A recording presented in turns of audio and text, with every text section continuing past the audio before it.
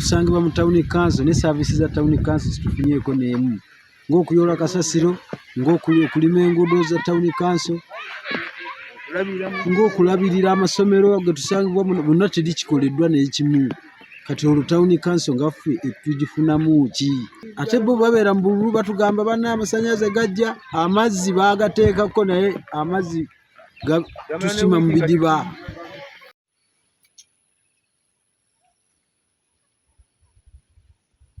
Obuzibu bwe tufunye ku luguudo lwaffe luno Kabayola road ate oluguudo luno lukolebwa town council ekulembebwa mu mwami Kasekende Jude naye okuva actually bwe twamulonda mu kalulu kali oluguudo tuluddangamu kukola ki tuluddangamu kukolebwa enguudo lubiri lumu ebinnya lukoze accident nyingi amafaamu agalwetoolodde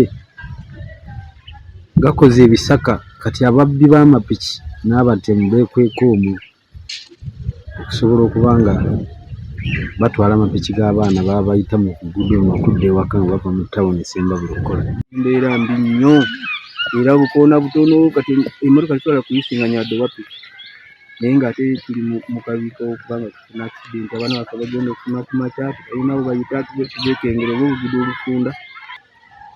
Tulina n'omutuuze waffe mabega kawikingi ewedde ali ku bisago oluvannyuma era lw'okufuna akabenje nga ajja mu luguudo luno yeekanga emmotoka n'afuna akabenje. So emmotoka bwe beeva eri nga gw'olina gy'ova togirengera ate naye abaavuga batakola ki abatakulengera kubanga lufunda lulimu ebisaka amakoona tulaba gy'oyita ebizibu ebinnya omuntu agenda kufubutuka eri tolaba oli ebisaka bikwatira mabegakaawo era abaana bayisibwa bubi. Twagala ekkubo twetomerera buli ku makya naggulu nga kati byo andaga amataala sina bwendaga goma byennyini bye bateekamu ebiyisaamu amazzi byabomokabomoka dda biri kungulu. Ebigoma ebyo bibeerako empagi ne wires zifumita emipiira gy'abavuzi b'ebidduka. Balulime tusobole okuyisa ebirime byaffe tusobole obutafuna accident n'abaana baffe abagenda ku masomero kubanga bayita mu kkubo eddungi.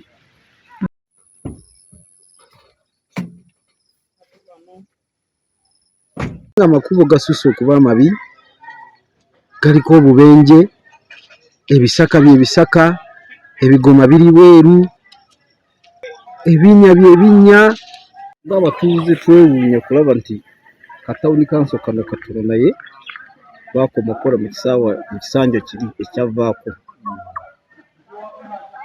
twebuuza lwaki naye nga wano we tuli mu tawuni kanso naye ye tawuni kanso ekyasinzeyo obutono n'enguudo si nnyingi. Twagala kumanya mmwe abakulembeze mmwe mutatuusa mawulire eri gavumenti ssente ze zitajja oba bazibawa ne muzirya buli obuzibu buli luddawo abakulembeze. Gavumenti tesindika ssente y'ewakati awo tetumanyi kubanga bw'ogamba nti balyanje oba oleesa akalebere kubanga oba tomanyi gavumenti eyinza kuba nga ey'ewaggulu yetabasindikira ssente ate nga bakansala batuteeseza bw'omusanga mukuwe kansala oluguudo ti mwezi ogujja tulima wakusanga olala ngende birwamu aseesa oba ojja mugamba biri ebindi kansuubire bayinza okuddamu oddukola mu kalulu.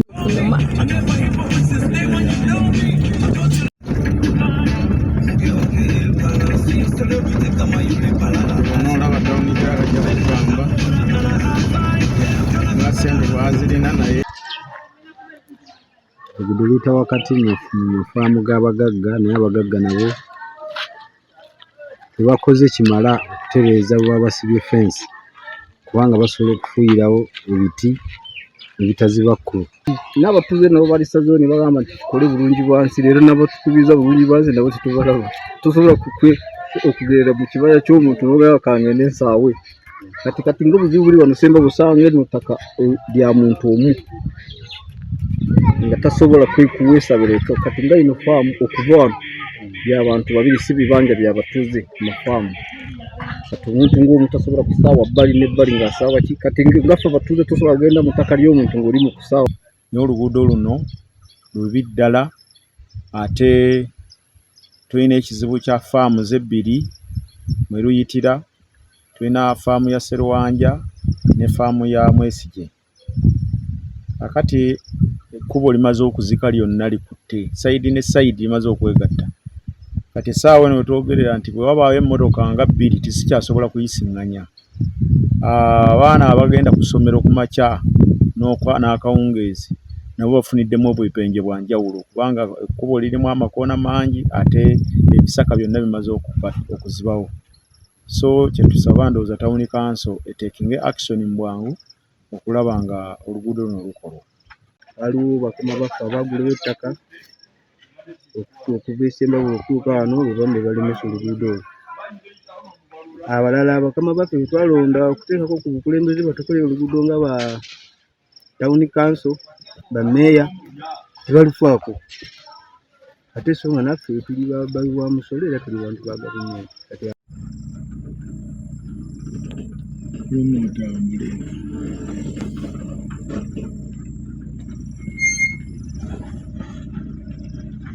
Baffe naddala nga Kaabayoola Kyoloola bwe bagamba nti bafunye saaviisi za Town Council baba batuufu kubanga abantu bano aba area eno oluguudo luno lwe lwandibadde lubagasa nga era bwe benyumirizaamu nti gavumenti erina kyebakoledde naye oluguudo nga bw'olulabye embeera gye lulimu bali bubi, abaana baabwe babatomereramu, abantu bennyini ababooda babatomereddemu, so baba batuufu ndowooza ogamba nti Town Council terina kyebayambi. Kati bye basoose ekkubo lyali tiririmu oluguudo luno luludde nga terulimibwa kumpi kati lumaze emyaka nga3 nga teruyitwamu tractor n'emu. Kyokka ng'ate ffe nga disitulikiti ssente z'enguudo buli kwota bwe ziba zizze tuziweereza Town Council. Kwota nga 6 kuba ze myezi nnyingi kubanga buli kwota emyezi giba 3 naye kati emyaka nga3 ng'era oluguudo luno teruyitibwamu. Nange simanyi lwaki we nabuuza Town Clerk yaŋŋamba nga ssente azirina ku akawunti talina byuma bikola naye ng'ate ebyuma byakajja mu Town Council emirundi egiwera nga 6 nga naye luno oluguudo terufiibwako.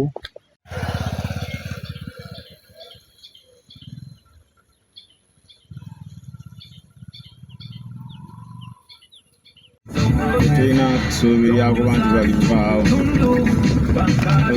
abazzukulu nga bafuuka be baliwo.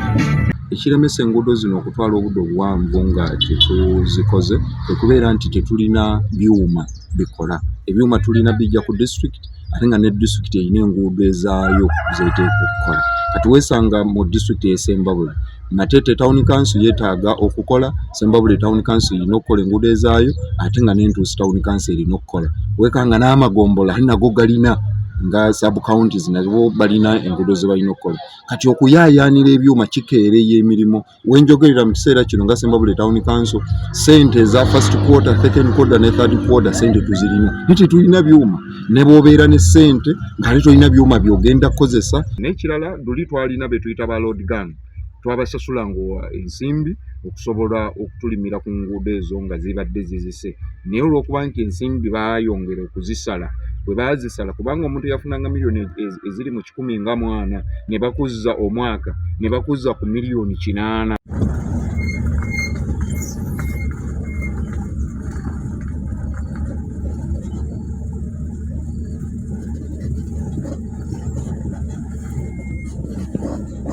Emabekako nali ne Engineer Kondi ngera ngenzeyo okulaba nga batuwa ebyuma naye ate naye akugamba nti ate nnina enguudo.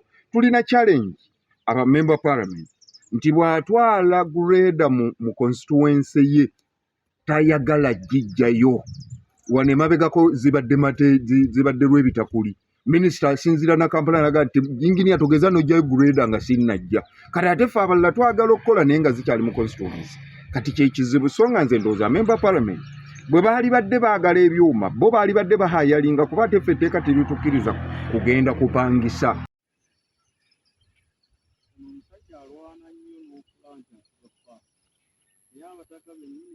Ebimu ku bisoomooza ku makubo be bannannyini mafaamu. Bannannyini mafaamu bo bennyini faamu zaabwe bwe tuba tuwagala okugaziya n'okuggyamu amakoona agasusse mu faamu zaabwe abangi bajjayo n'emmundu kubanga abamu banene mu gavumenti. Challenge ezo zitulemesa okukulaakulanya ekiki ekitundu naye abamu twogera nabo abatutegeera ne basobola okukitereeza naye abamu basigala bakyali mu mbeera eyo naye mbasaba obulungi bw'obanga faamu ye eriraanye ekkubo kkiriza oseetule ku fensi yo hedge kendeezaako lweyongereko munda.